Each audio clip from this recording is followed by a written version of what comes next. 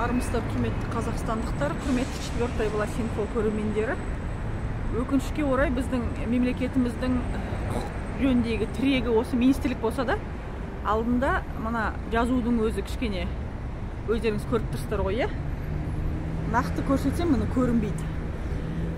Енді жарайды, ол министрлердің жаңағы ойында жүру керек нәрсе ғой, өздерінің имиджін, өзінің жаңағы жазбасын, алдындағы мекеменің жаңағы көрнектілігін, көріктілігін жасау осы кісілердің қолында.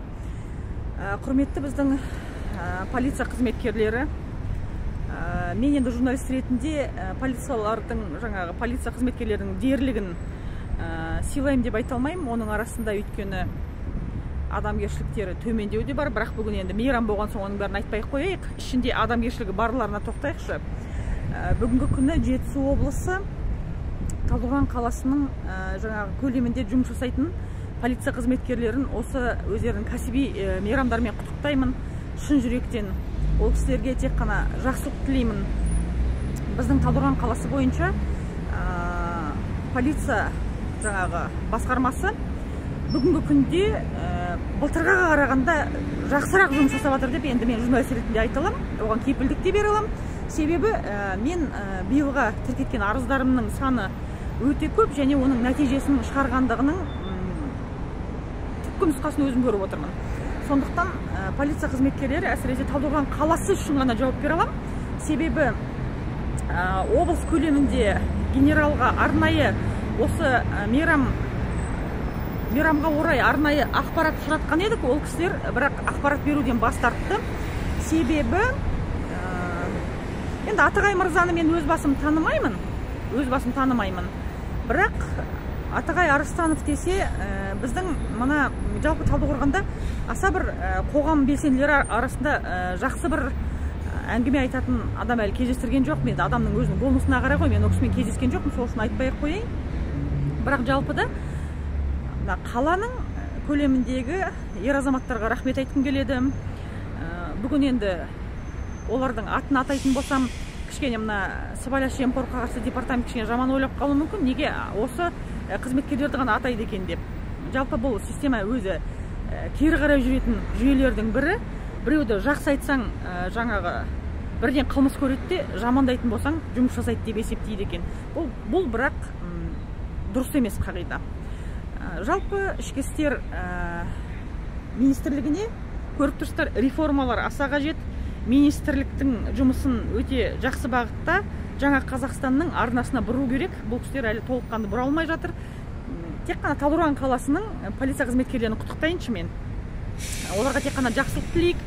Себебі адамның құқығын қорғау бірден бір тетігі осы біздің полиция қызметкерлері.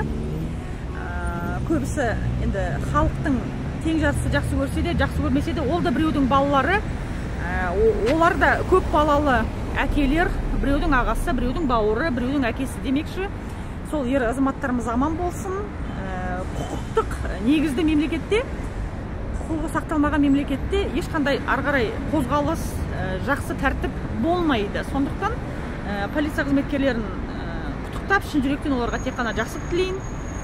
Сонымен қатар бүгін Талдықорған қаласы бойынша мен естіп жатырмын, өзім енді Астана қаласында іс-сапармен жүрсем де, біздің жерлестеріміз халық қаһарманы Ғазиз Байтасов деген азамат бар. При исполнении дейді ғой, өзінің қызметін атқару жолында өмірден өтіп кетті.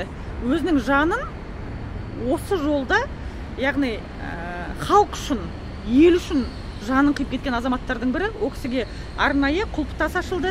Мен бұл мәселені өте қатты қолдаймын. Себебі тарихты біз ұмытпауымыз керек. Кейінгі ұрпаққа, ол кісінің бала-шағасына, әкесінің жаңа кім екенін бала-шағасына көрсету үшін осындай тарихи сәттер өте қажет, біздің тарихымыз үшін қажет дүние. Сондықтан құрметті қазақстандықтар, біздің Талдықорған қаласында халық қаһарманы Ғазиз Байтасовтың аруағы бір жасап қалсын деп бәріміз бір дұға қылып, бүгінгі күні осындай бір жақсы іс-шараға қуанып, ел іргесі тыныш, жұртымыз аман, тек қана жақсылық болсын деп, жалпы Талдықорған қаласы бойынша барлық полиция қызметкерлерін құттықтаймыз.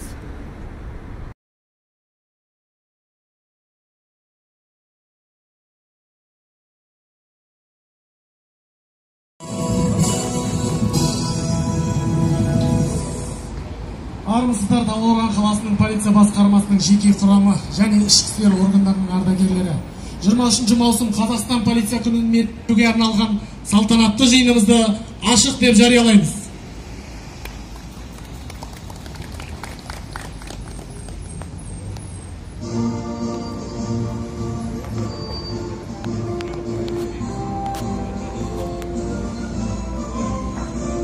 Еңбек сіңірген ардагерлерін марапаттауға рұқсат етіңіздер.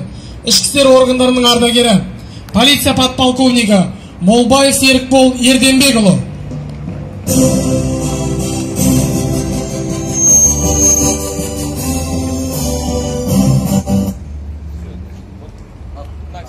Қазақстан халқына қызмет етемін.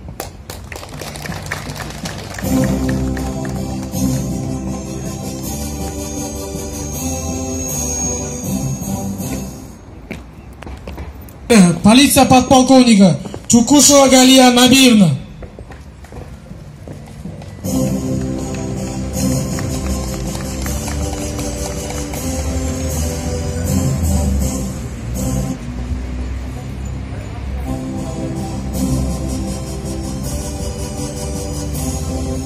Ішкі істер органдарының ардагері, полиция подполковнигі Мұхамеджанов Серік Акашевич.